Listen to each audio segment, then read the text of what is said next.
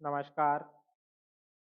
मराठा विद्या प्रसारक समाज संस्था द्वारा संचालित KRT arts, BH commerce and AM science अर्थात KTHM कॉलेज नासिक, विभाग हिंदी, कक्षा FY BCom, सेमेस्टर प्रथम, विषय हिंदी। कहानी साहित्य के अंतर्गत आज हम स्वयं प्रकाश द्वारा लिखित कहानी जंगल का दाह देखने वाले हैं। मैं डॉक्टर जगदीश परदेसी। जंगल का दाह स्वयं प्रकाश द्वारा लिखित कहानी देखने से पूर्व हम लेखक का परिचय देखते हैं। समकालीन कथाकार स्वयं प्रकाश का जन्म 20 जनवरी 1947 को इंदौर में हुआ है। आधुनिक हिंदी कहानी में प्रेमचंद परंपरा के साहित्यकार स्वयं प्रकाश ऐसा नाम है जो अपनी रचनाओं के माध्यम से आलोचकों एवं पाठकों को समान रूप से प्रभावित करता रहा है। सामान्य स्थितियों, घटनाओं को यह अपनी कहानियों के माध्यम से मार्मिक बना देते हैं। भारतीय मध्यम वर्गीय जीवन को आधार बनाकर इन्होंने अनेक कहानियां लिखी है। इनकी कहानियों में सामान्य लोगों का संघर्ष एवं जीवन के प्रति उनकी आस्था का चित्रण हुआ है। ये पहले पहल सम्मान, वनमाला सम्मान, राजस्थान साहित्य अकादमी सम्मान, कथाक्रम सम्मान से विभूषित हो चुके हैं। इनकी प्रमुख कृतियां इस प्रकार है।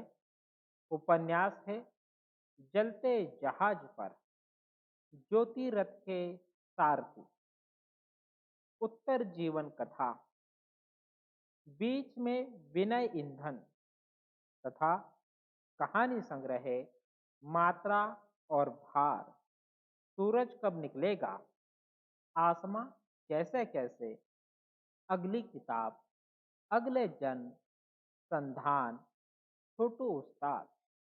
साथ ही इन्होंने नाटक भी लिखे हुए हैं। वह इस प्रकार घर कैद, चौबोली। निबंध प्रसिद्ध है रंगशाला में एक दोपहर, एक कथाकार की नोटबुक। इस प्रकार स्वयं प्रकाश जी का परिचय है। स्वयं प्रकाश द्वारा लिखित अध्ययन के लिए महत्वपूर्ण कहानी जंगल का दाह इस प्रकार है। कहानी देखते हैं। मामा सोन अपने समय के प्रख्यात धनुर्धर थे। मामा सोन जंगल में रहते थे, लंगोटी लगाते थे और वनवासियों के बच्चों को तीर कमान चलाना सिखाते थे। अपना धनुष और अपने बाण भी वह स्वयं बनाते थे। वनवासी खेती करना नहीं जानते थे। वह जमीन ऐसी भी थी नहीं जिस पर अब आसानी से खेती की जा सके। उनकी जीविका का पशुपालन, वनोपज और शिकार से ही चलती थी। यह जरूरी था कि हम वनवासी, चाहे लड़का हो या लड़की, अपनी रक्षा और आजीविका के लिए तीर कमान चलाना जरूर सीखे। मामा सोन को बच्चे घेरे रहते।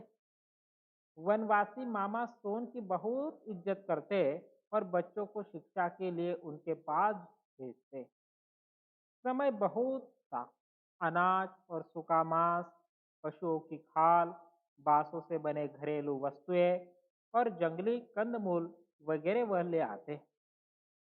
मामा सोन बच्चों के लिए उनकी कद काठी और जरूरत के अनुसार तीर कमान बनाते और सबसे पहले उन्हें चिड़ियों के नाम, आदतें, उनके आने के मौसम, बैठने के ठिकाने, उनकी प्रजाति की बढ़त घटत का हिसाब और उनके खाद्य अखाद्य होने की जानकारी, यह सब अपने शिष्यों को बताते। खुद आगे आगे चलते और थोड़े ही दिनों में अपने शिष्यों को जंगल के चप्पे चप्पे से परिचित करा देते। कुछ ही वर्षों में उनके शिष्य इतने पटु हो जाते कि एक एक तीर से चार चार चिड़िया गिरा लेते। मामा सोन अपने शिष्यों को तीर कमान बनाना भी सिखाते। किस प्रकार के शिकार के लिए कैसे तीर की जरूरत होगी, किस तरह का फाल चमड़ी को कितनी गहराई तक भेदेगा, कैसी प्रत्यंचा तीर को कितनी दूर तक फेंकेंगी, वगैरह। सुना है मामा सोन को ऐसे तीर बनाना भी आता था जो लक्ष्य भेद कर वापस कमान में आ जाता था। देखा तो किसी ने नहीं, लेकिन इस पर अविश्वास करने का भी कोई कारण नहीं था। धीरे धीरे मामा सोन की ख्याति दूर दूर तक फैल गई। एक दिन एक राजकुमार अपने नौकर चाकर सैनिकों के साथ जंगल में शिकार खेलने आया। राजकुमार को न शिकार का कोई अनुभव था, न उसमें पशु पक्षियों के साम्राज्य में प्रवेश करने की विनम्रता थी। नतीजा यह हुआ कि राजकुमार और उसके साथी हो हल्ला करते हुए और ललकारते हुए जंगल में घुसे। चिड़ियों ने इस अजनबियों की अजीबोगरीब हरकतों को संदेह के साथ देखा और इधर से उधर तक उड़कर और शोर मचाकर सारे जंगल को सावधान कर दिया। आसन्न आयोजित खतरे की सूचना पाकर सारे पशु पक्षी अपनी अपनी कटरों, खोहों, बिलों, घोंसलों, गुफाओं में दुबक गए। राजकुमार और साथी शिकार की तलाश में खाली हाथ भटकते रहे। लेकिन शेर किसी से क्यों डरे? तू राजा है तो हम भी राजा है, तू राजा का बेटा है तो हम भी है। तो शेर पहुंच गया राजकुमार के सामने और सहज अभिवादन के भाव से दहाड़ा। खुले शेर को देखकर और उसकी दहाड़ सुनकर राजकुमार के सारे साथी भाग छूटे और राजकुमार चीखने चिल्लाने लगा।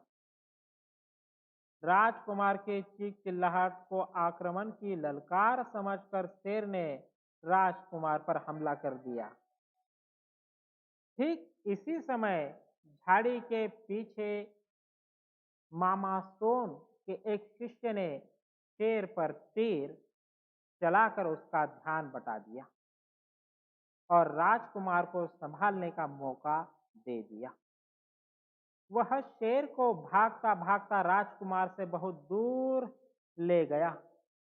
इस तरह उस दिन राजकुमार की जान बच गई। मामा सोन के शिष्यों ने राजकुमार की सेवा शुश्रूषा की और उसे सकुशल उसके राज्य में छोड़ आए। राजकुमार ने घर जाकर सारी विगत राजा को बताई तो राजा बहुत खुश हुआ और बहुत दुखी भी हुआ। खुश इसलिए हुआ कि बेटे की जान बच गई और दुखी इसलिए हुआ कि यह इतना बड़ा ढोर हो गया और अपनी खुद की भी रक्षा नहीं कर सका, तो मेरे राज्य की और राज्यवासियों की रक्षा कैसे कर पाएगा। उस दिन राजा ने राजकुमार को खूब लताड़ा।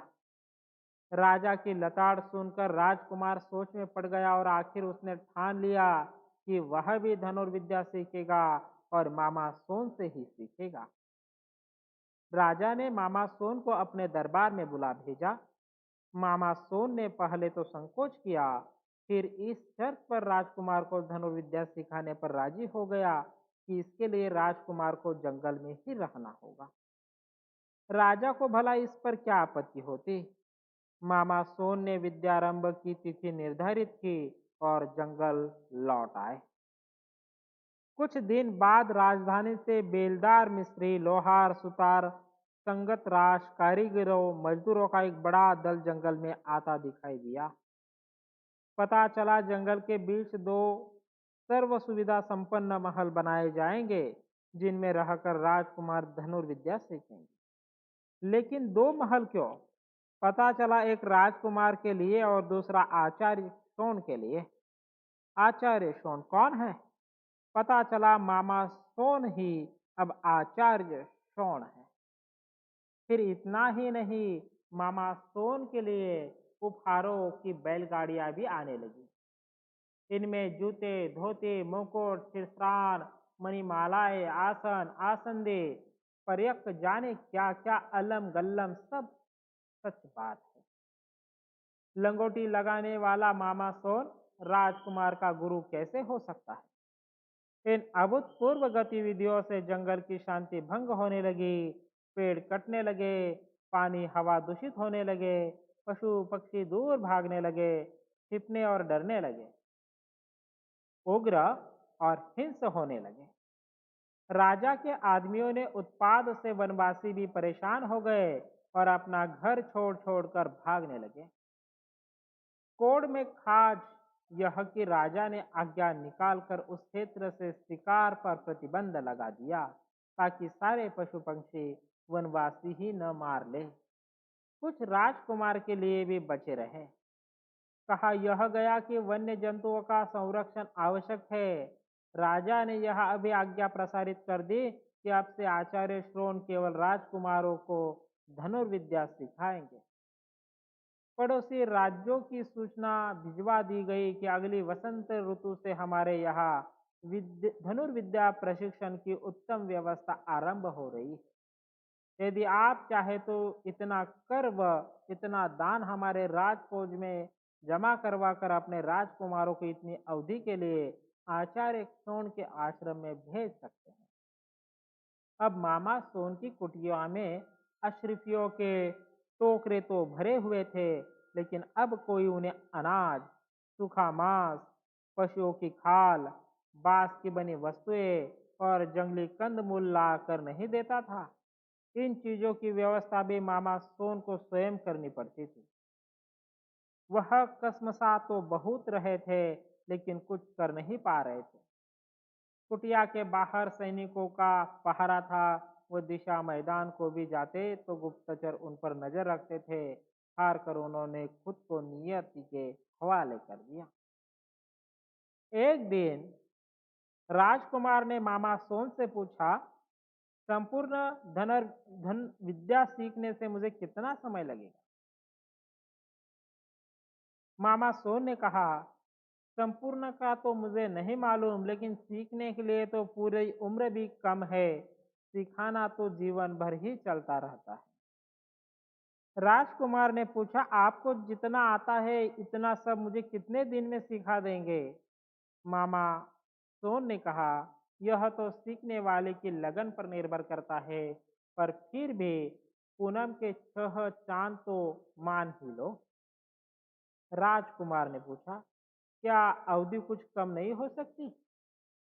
मामा सोन ने कहा, खुद मन लगाकर सीखोगे तो हो सकता है 5 चांद में ही सीख जाओ, पर उसके बाद भी अभ्यास जारी रखना होगा।